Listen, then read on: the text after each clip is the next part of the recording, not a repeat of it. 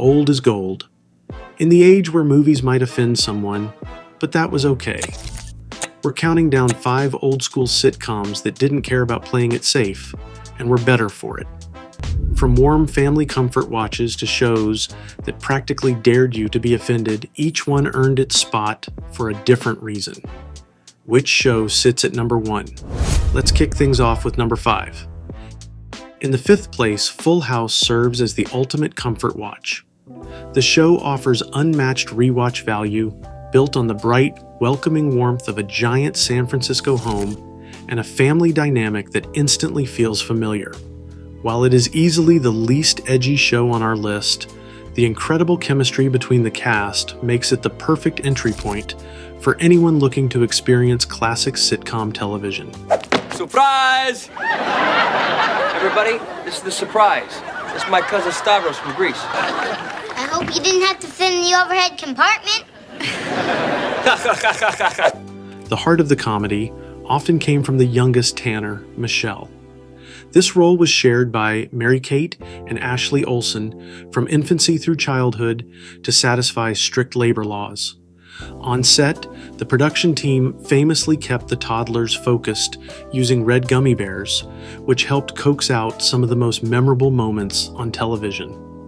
Many of Michelle's iconic catchphrases, like her trademark, "You got it, dude," were actually spontaneous ad-libs that the producers kept in the final broadcast. Through decades of syndication, endless internet memes, and a massive reboot, this simple, wholesome family dynamic has proven to be completely timeless. In the 4th place, Family Matters took a standard, warm-hearted household and supercharged it with one of the most chaotic breakout characters in television history. When Jaleel White first walked on set as Steve Urkel in Season 1, Episode 4, Laura's First Date, on December 15, 1989, he was only supposed to be a one-time guest. But the immediate audience reaction was so intense, even sparking real-life chanting of his name, that the producers signed him to a recurring contract and made him a full-time regular by Season 2. Urkel completely reshaped the show's identity. He transformed a traditional middle-class sitcom into a playground for wild physical comedy and sci-fi logic. During the proceedings, if nature should say, happen to call, will there be, potty breaks? Of course, Mr. Urkel, there will be recesses. Oh, great. Well, I'm not asking for myself, you see. I'm asking for my friend, Carl Winslow. Suddenly, the Winslows weren't just dealing with normal family squabbles. They were dodging inventions, structural disasters, and Urkel's clumsy trademark question, "Did I do that?" The comedy escalated with crazy gadgets, culminating in the debut of the Urkel Transformation Chamber, which allowed him to turn into his suave alter ego, Stefan Urkel. He even built an Urkel bot to cause more mischief.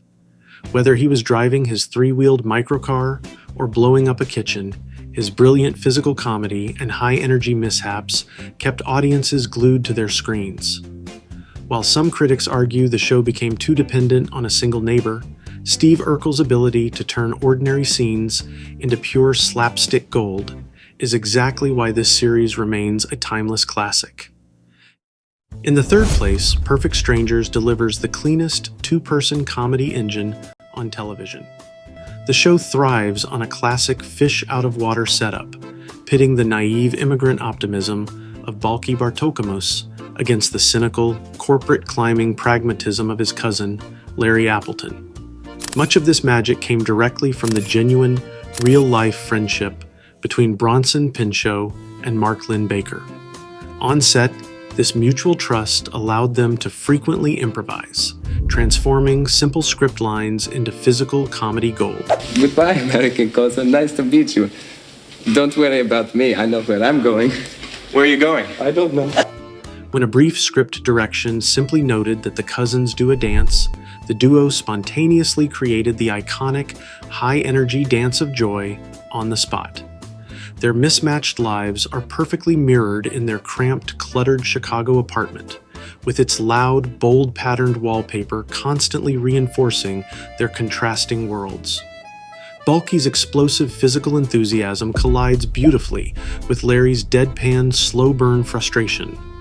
Whether they are singing the ridiculous Myposian Bibi Babka song or executing perfectly timed physical gags, the flawless rhythm of their partnership proves that authentic off-screen camaraderie is the ultimate secret behind unforgettable on-screen chemistry. In second place, Aleph takes the suburban family formula and completely turns it on its head with a premise that remains completely unmatched. Putting a sarcastic, cat-eating alien puppet into a bright, pastel-toned household should not have worked, but the sheer physical execution of the character turned it into comedy gold. The real magic lay in the exhausting puppet engineering. Creator Paul Fusco operated ALF's mouth and one hand, while assistants Lisa Buckley and Bob Fapiano managed the other arm and body movements. It took 3 talented puppeteers working in perfect harmony to bring this single block of orange fur to life. The production team built 2 separate puppets, a torso-up model for close-ups and a full-body suit for rare wide shots. To make this puppeteering possible, the entire kitchen set was constructed on a platform raised several feet off the ground so the crew could work underneath. This raised setup meant the actors were constantly stepping over hidden trapdoors, and the heavy physical strain of the 45-pound fur suit often caused the stage floor to creak and sway. But that unstable environment fueled a chaotic, tactile energy. Whether ALF was getting into a physical battle with his ventriloquist dummy Paul, or plotting hilarious schemes to eat the family cat, the physical slapstick feels incredibly real, because the cast was reacting to a living puppet right in front of them. The show brilliantly balanced this high-energy chaos with genuine heart, proving that even a cynical, sarcastic extraterrestrial could easily find a warm home in Middle America. And finally, in first place, married, with children completely shattered the wholesome family mold. This was the ultimate anti-sitcom built around Al Bundy's hilariously miserable working-class life. Creator Michael G. Moy actually modeled Al on a real-life blue-collar shoe salesman he knew, capturing the exact exhaustion of the daily grind. That bitter voice gave us some of the most quotable lines in television history, especially when Al deadpanned, "I'm a shoe salesman, not a magician." The show was so unapologetically raw that it pushed boundaries right off the screen. Question 2. Who would you rather spend the night with? A, your wife, or B?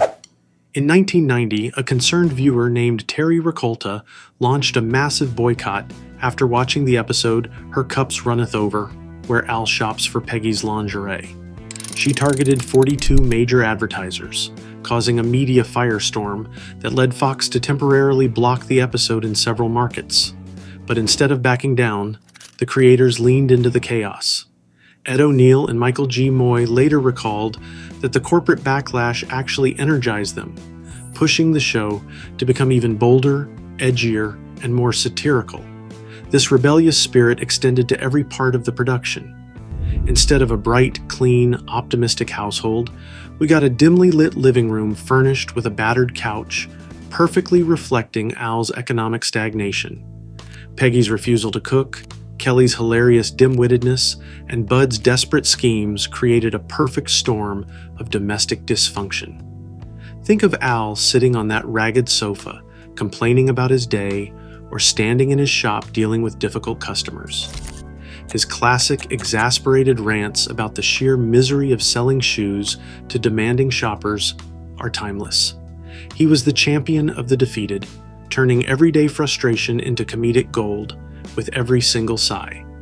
While other sitcoms of the era tried to teach moral lessons and resolve conflicts in 30 minutes, this show found comfort in the chaotic mess of reality. It gave us a family that loved each other in their own strange, cynical way. For me, that fearless, biting satire and endless rewatch value make it the absolute best old-school sitcom to watch. Subscribe now and leave a comment sharing what you think is the greatest sitcom ever created.